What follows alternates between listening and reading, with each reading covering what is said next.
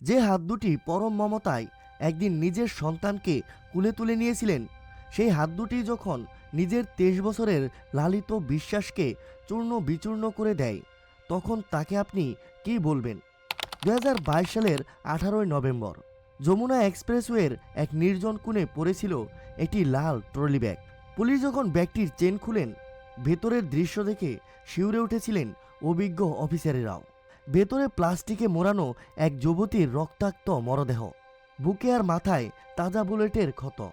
সে আর কেউ নয়, দিল্লির মেধাবী ছাত্রী আয়ুষী যাদব। কিন্তু কে করলো এই নির্মম কাজ? কোনো কুখ্যাত গ্যাংস্টার, নাকি ছদ্মবেশী কোনো সাইকো কিলার? উত্তরটা যখন সামনে এলো, তখন পুরো ভারতের মানুষের পায়ের তলা থেকে মাটি সরে গিয়েছিল। কারণ খুনি বাইরের কেউই ছিল না, খুনি ছিল আয়ুষীর নিজের জন্মদাতা বাবা। নিজের মেয়েকে কিভাবে হত্যা করেছিলেন, এইসব বিস্তারিত তথ্য আজকের এই ভিডিওতে আমরা জানাবো। তবে ভিডিওটি শুরু করার আগে ছোট্ট একটি অনুরোধ, যারা আমার চ্যানেলটি এখনও সাবস্ক্রাইব করেননি, অবশ্যই চ্যানেলটিকে সাবস্ক্রাইব করে আমাদের সঙ্গেই থাকুন। তাহলে চলুন শুরু করি। গভীরভাবে পর্যবেক্ষণ করলে দেখা যায়, এই গল্পটি শুধু একটি হত্যাকাণ্ডের নয়, এটি একটি মেয়ের স্বাধীনভাবে বাঁচার স্বপ্নের অপমৃত্যু। দিল্লির বদরপুর এলাকার মুদবন্দ গ্রামের এক মধ্যবিত্ত পরিবারে জন্ম আয়ুষীর। বাবা নিতেশ যাদব এবং মা বজ্রবালা যাদব। পরিবারটি মূলত উত্তরপ্রদেশের গোরখপুরের বালনি এলাকার বাসিন্দা ছিলেন, কিন্তু জীবিকার তাগিদে তারা দিল্লিতে চলে আসেন। বাবা নিতেশ দিল্লিতে ইলেকট্রনিক্সের ব্যবসা করে বেশ ভালোই উপার্জন করতেন এবং শহরে একাধিক সম্পত্তির মালিক ছিলেন। আয়ুষী ছিলেন দিল্লির গ্লোবাল স্কুল অফ টেকনোলজির কম্পিউটার অ্যাপ্লিকেশনের শেষ বর্ষের ছাত্রী। তিনি অত্যন্ত মেধাবী ছিলেন এবং তার স্বপ্ন ছিল একজন সফটওয়্যার ইঞ্জিনিয়ার হওয়ার। এমনকি তিনি সর্বভারতীয় মেডিকেল প্রবেশিকা পরীক্ষা নিটেও পাশ করেছিলেন। কিন্তু বাবা মায়ের ইচ্ছা থাকা সত্ত্বেও তিনি ডাক্তারি ইন্টারভিউতে যাননি, কারণ তার পছন্দ ছিল প্রযুক্তির দুনিয়া। তার ঘরে এখনও সাজানো রয়েছে তার প্রিয় ডোরেমন পুতুল, মেকআপ বক্স আর থরে থরে সাজানো কোডিংয়ের বই। আয়ুষী সাধারণত শান্ত স্বভাবের ছিলেন এবং বেশিরভাগ সময় নিজের ঘরে পড়াশোনা করেই কাটাতেন। বন্ধুদের সাথে এই তথ্যবহুল ভিডিওটি শেয়ার করতে ভুলবেন না। এই ঘটনার নির্মম সত্য সবার জানা উচিত। এখনই নিচে লাইক বাটনে ক্লিক করুন। কলেজে পড়ার সময় আয়ুষীর পরিচয় হয় রাজস্থানের ভরতপুরের বাসিন্দা ছত্রপাল গুর্জরের সাথে। পরিচয় থেকে প্রেম, কিন্তু এই প্রেমকে মেনে নেওয়ার মতো মানসিকতা আয়ুষীর পরিবারের ছিল না। প্রথমত, ছত্রপাল ছিলেন অন্য জাতির। দ্বিতীয়ত, ছত্রপাল তখনও কোনো স্থায়ী উপার্জন করতে পারছিলেন না। পরিবারের তীব্র আপত্তি সত্ত্বেও 2021 সালের আগস্ট মাসে আয়ুষী ও ছত্রপাল আর্য সমাজ মন্দিরে গিয়ে গোপনে বিয়ে করেন।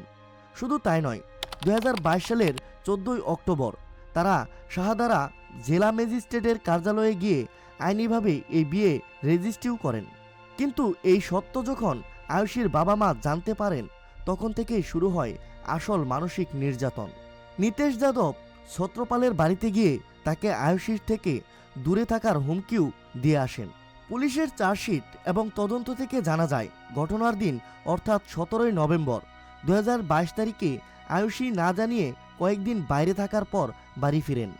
এ নিয়ে দুপুর থেকেই মা বজ্রবালার সাথে তার তুমুল ঝগড়া শুরু হয়। মা ফোন করে বাবা নিতেশকে বাড়িতে ডেকে পাঠান।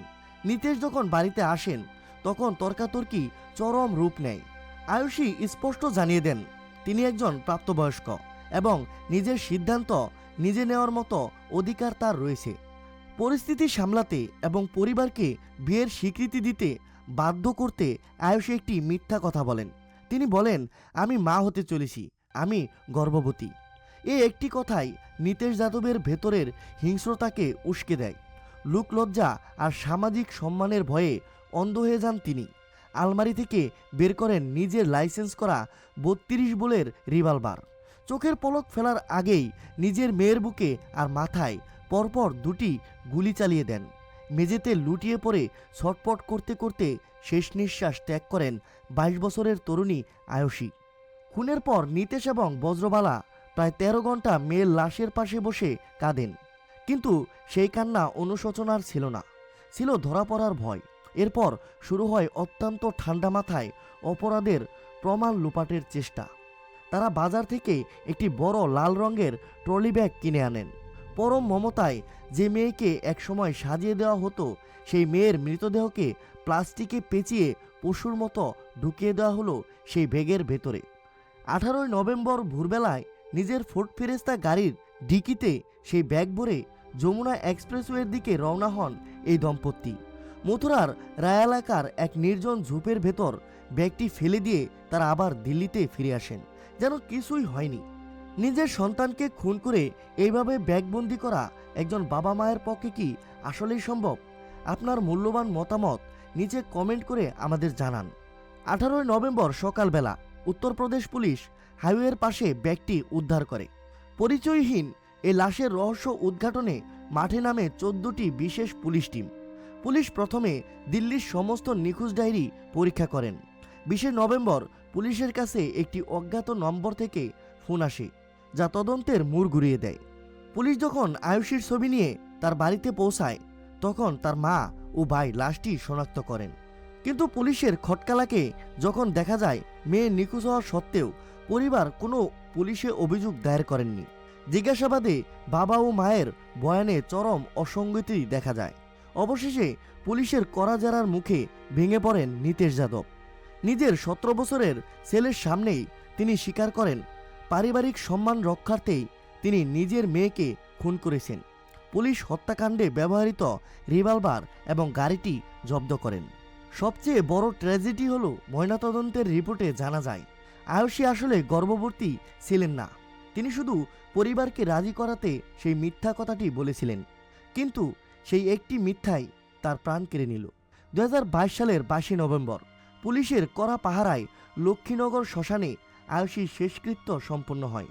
যে বাবা তাকে গুলি করে মেরে ফেলেছিলেন, আইন অনুযায়ী সেই বাবাই আবার তার চিতায় মুখাঙ্গি করেন। 18 নভেম্বর যখন যমুনা এক্সপ্রেসওয়েতে আয়ুষীর মৃতদেহ উদ্ধার হয়, তখন ঘটনার সত্যতা না জেনেই অনেকে একে সাম্প্রতিক রূপ দেওয়ার চেষ্টা করেছিলেন। এমনকি উত্তরপ্রদেশের একজন বিধায়ক কুমারও টুইট করে একে লাভ জিহাদ বলে।